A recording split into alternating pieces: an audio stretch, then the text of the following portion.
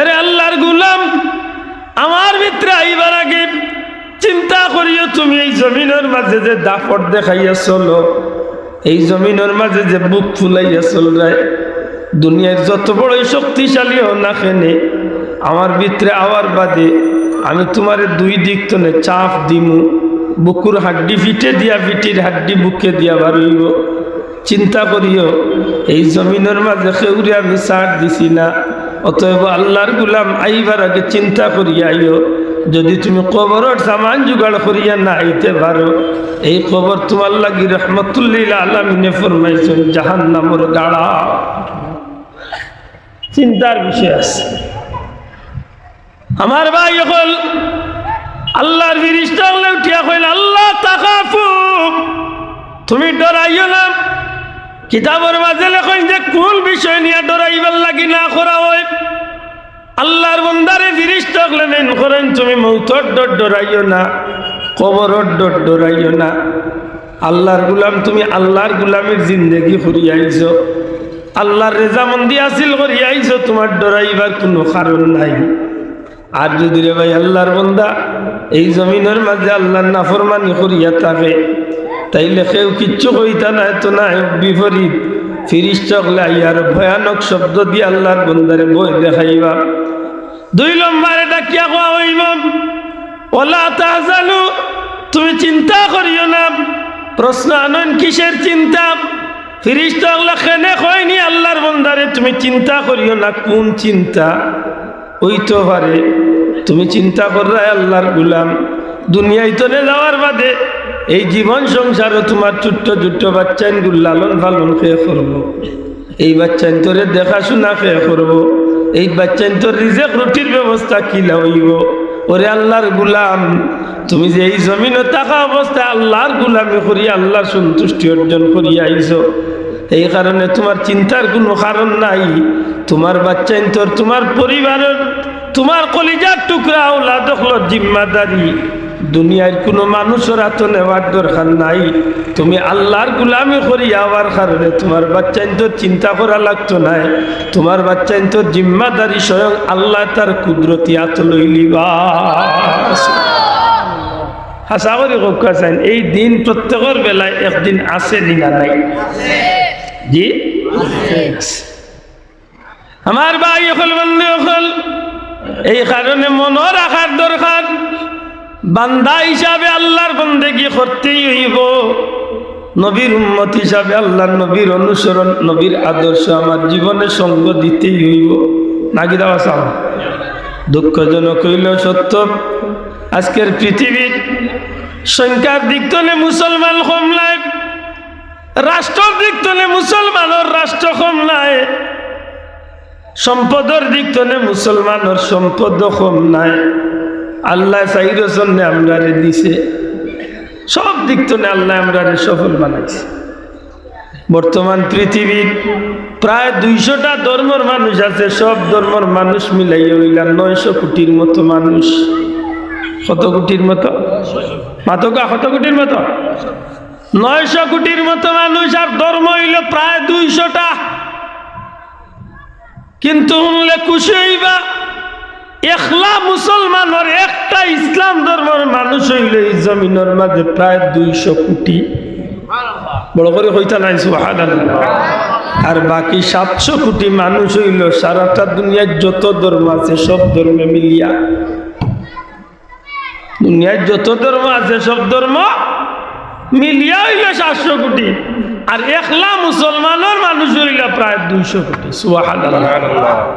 তাইলে এই দিক তো আমরা বেশি না কম? বেশি না কম? দুনিয়ার মাঝে প্রায় 230টার মতো দেশ আছে, এর মাঝে দুনিয়ার সব ধর্মের মানুষের মিলাই হইল 180টা বা 177টা দেশ। আর একলা ইসলাম ধর্মের মুসলমান হল দেশ হইল 57টা। সুবহানাল্লাহ হইতা নাই? দেশ হিসাবে আমরা কম না বেশি? সব ধর্মে মিলাইয়া 180 ধরকা। আর একলা মুসলমানের ধর্ম, ইসলাম মুসলমানের দেশ কয়টা? 57টা। দুনিয়ার মাঝে সম্পদ সবচেয়ে বেশি সম্পদ আল্লাহ দিছে মুসলমান হলরে, সুবহানাল্লাহ। বাবা একটু জানার চেষ্টা করুন, জানো আজকের ভারতের মুসলমান, ভারতের জমিন হিন্দু হলে যে গৌরব দেখায়, ইন্ডিয়ার দেশ হিন্দু হলে যে সম্পদের গৌরব দেখায়, আপনি একজন হিন্দু বাইরে চ্যালেঞ্জ করতে পারেন যে তোমরা ইন্ডিয়ার জমিন এত সম্পদের অধিকারী, তোমরা খার সম্পদ তলে হইছ, কইতে পারবা না। এক তাজমহল তলে ডেইলি কোটি কোটি হাজার রুপি করে লাভ করতে আছে ইন্ডিয়ার বাচ্চা। শুধু এক তাজমহল, আগ্রার তাজমহল তলে কত হাজার কোটি টাকা ডেইলি ইনকাম করতে আছে। আপনারা যদি জিকাই বলে তাজমহল খার কোনো বিধর্মী হিন্দুর ঐতিহ্য না মুসলমানের ঐতিহ্য?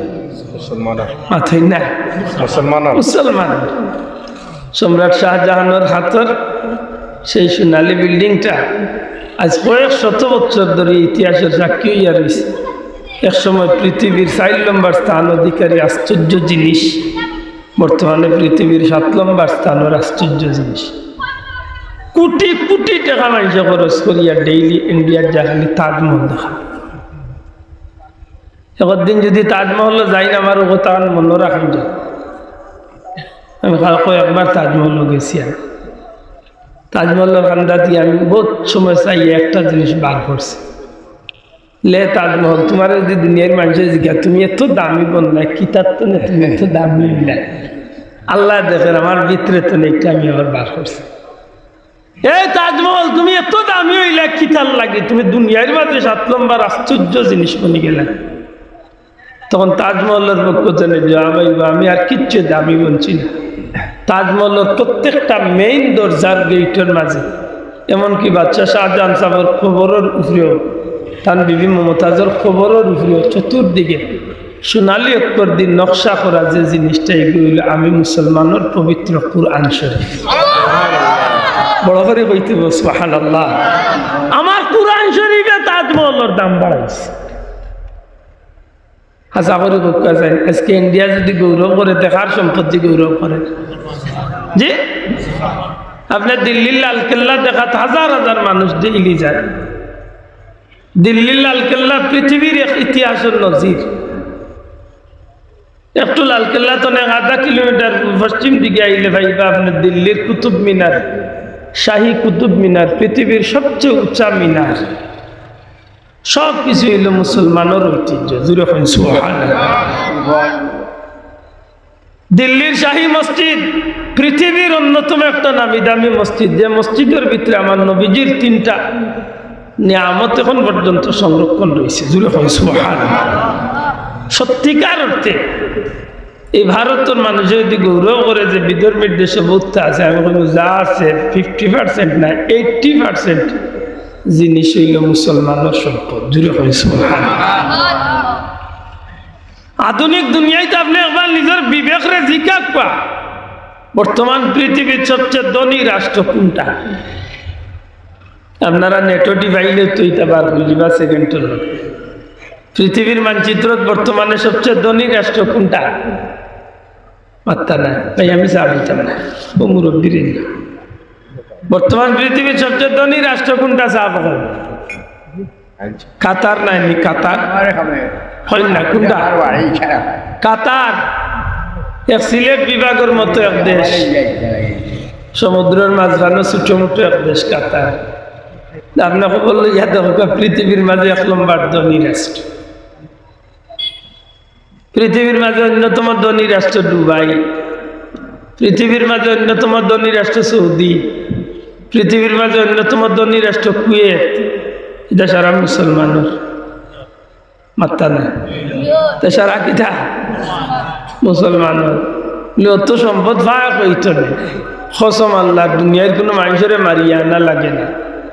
আমেরিকা ইতালাখান কোনো করে টিফাইয়া মারিয়া গুতাইয়া আনা লাগে না। আল্লাহ মাটির নিস্তনে ডেইলি হাজার হাজার কোটি টাকার সম্পদ আল্লাহ গায়েবী মুসলমানদের দান করতে আছে। আপনি খবর লইয়া দেখো কাতারের মাটির নিচে আল্লাহ কি তেলের খনি রাখছে, সারা পৃথিবীর জমিনকে চ্যালেঞ্জ করতে পারে তার সম্পদ দিয়ে। বাংলাদেশ জেলা সোনার বাংলাদেশ পাওয়া হয় হাসা যদি বাংলাদেশ ঠিক মতো চালাওরা মানুষে পায় তো এই বাংলাদেশের মাটির নিচে যে সম্পদ আল্লাহর আছে পৃথিবীর চ্যালেঞ্জ দিতে পারবে।